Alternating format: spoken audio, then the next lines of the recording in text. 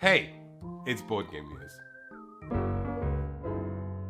Spiel des Jahres. It's a thing. It's an award that people get excited about, especially publishers, because if you get that logo slapped onto your box, then you are big in Germany, which I guess it's kind of like being big in Japan, but you know, in board game world. The regular Spiel des Jahres nominations were what people excited about. Luxor, Azul, and The Mind got nominated, and a special award was issued to Pandemic Legacy Season 2 and their designers Matt Leacock and Rob Davio for advancing game design. How amazing is that? I'm so stoked for Matt. I could literally hug him right now. And that got inappropriate quick. Swipe. What left people perplexed were the nominations for Kennerspiel des Jahres, roughly translates to Connoisseur Game of the Year. And what I thought they meant by connoisseur is, you know, people like you and me who are into board games. The nominations are Heaven and Ale, which me and Elaine didn't enjoy that much, but maybe we're in the minority. Ganz schon clever, and Der Quacksa. Okay, I'm not gonna even pretend with this one because I don't speak German. There's two funny things going on here. The nominations for Kennerspiel des Jahres were lighter than what people perceived they should have been, and well, they're all rather obscure, even compared to what they normally are. And so much so that the Spiel des Jahres jury decided to issue a clarification explaining why some titles got nominated, or more specifically, why some titles were disqualified from being nominated. And even though we see Kennerspiel des Jahres as more of a enthusiast award, what's really going on is that the way Spiel des Jahres jury perceives this award is that it is not aimed at people like you and me. It is aimed at people who don't even know that Board Game Geek exists. It's aimed at people who go into a store and then go, look, this is an award-winning game, and I don't play board games much, but I'd like to, so I'm gonna pick this board game up and try it. And the number one barrier between that person from making that decision and to getting into games onwards is the rulebook. Because if they're gonna have a bad time learning the game, and they're not gonna be people who are gonna be going on Board Game Geek and looking up for rules clarifications, they're going to have a bad time. They're not going to get into board games. So in a way, by admitting that they've disqualified a lot of games from having a bad rulebook, they're basically making an ultimatum to the publishers and saying, look, you have to up your game. You have to change your practices and how you produce games.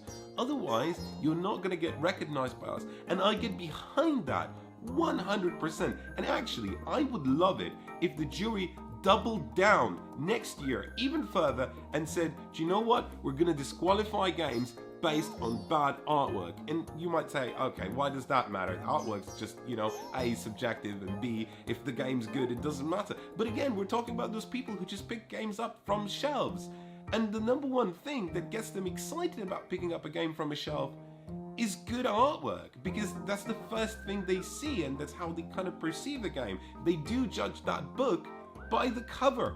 And I'd love it if the Spiel des Jahres jury said, look, you have to have good artwork in your game, otherwise you're not going to get nominated, because once again, that will force publishers, and especially German publishers, and as much as I love German designed games, let's admit it, the artwork game isn't really up to scratch. I'd love for them to change practices and not only make games more appealing, but more importantly, create job opportunities for those cool artists that are out there and they are doing a great job but don't have that into the board games industry. You know, they would have an outlet, a paying outlet, where they could exemplify and show their work, and that would be so amazing. So Spiel des Jahres jury, if you're watching this, this is my challenge to you. Please start disqualifying games based on artwork, and I think it'll be a different ball game from then onward. Anywho, I imagine that there's still people upset out there about not having their favorite game nominated, or the game that they wanted to have nominated be nominated. So we've partnered up with Spiel des Jahres and came up with a fix. If there's a game that you would really like to see nominated, just let us know in the comments, and we have this special ballot paper, right, that Spiel des Jahres have issued to us, and we can literally just write down, sorry, what's that you say? Nussfjord. How do you spell that? Just give me a moment here. And look, voila, see? Nosfjord got a nomination, just like that. Talking of art, Scythe artist Jakub Rosalski has been accused of sort of plagiarism. I'm not the best person to explain ethical art practices, but the gist of it is that there's a Reddit thread that has compiled pieces of artwork that accuse Jakub Rosalski of being the pieces of artwork that he took bits from and repainted it into his own compositions. And I could almost say, well, what's the issue here? I mean, I've done like a 3-year degree of creative writing, and all I did there was basically cut-ups and collage, but the accusations specifically point to the fact that Jakub Rosalski omitted mentioning in his tutorials or anywhere else where he discussed his artwork that it isn't necessarily original. I mean, imagine if David Hockney, right, said that Pear Blossom Highway came to me in a dream. That would be weird, right? Whilst Jamie Stegmaier, the designer and publisher of Scythe, and the person who has commissioned Jakub Rosalski to use his artwork in the game, has spoken out in his defense, and we'll never really know what the truth is. The amount of evidence in that Reddit thread is actually quite staggering, and whatever the outcome, there's one thing for sure: I will never quite look at Scythe the same way that I do right now, which is a peculiar feeling.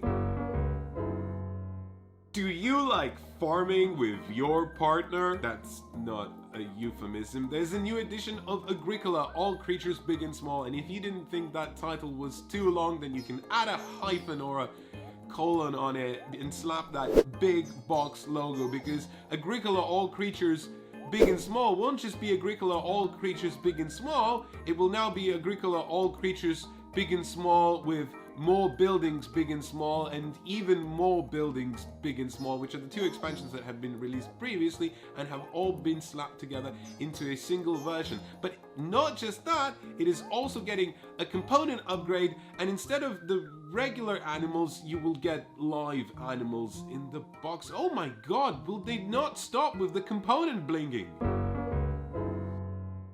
Days of Wonder announced Ticket to Ride New York, which is just like regular Ticket to Ride, but on a very small map, so that you can finish a game of Ticket to Ride in 15 minutes, because apparently these days, in these super busy times, there's just no time to finish a game of regular Ticket to Ride. Not only that, it'll also feature the fawns on the cover, and also, finally, there's a game that simulates the experience of being stuck in a cab in Manhattan on a very hot day.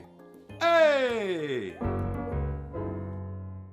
That's it for board game news this week. Tune in for more board game news in 2 weeks' time, because that's how often we do it. But there's one final little tidbit, and that's our UK Games Expo show. You can come to our UK Games Expo show, which we are doing at UK Games Expo, and we're gonna do music, which is weird, I know, but it's gonna be funny, I promise. And if that's not enough, we're gonna have some awesome guests like Tom Vassell, Richard Ham, and especially for you, we're spoiling right now, another guest, the Semi-Co-op comic. If you haven't checked them out, check them out. Semi-Co-op is great. They're a wonderfully humorous comic about our industry, about being a board gamer, and what it actually feels like.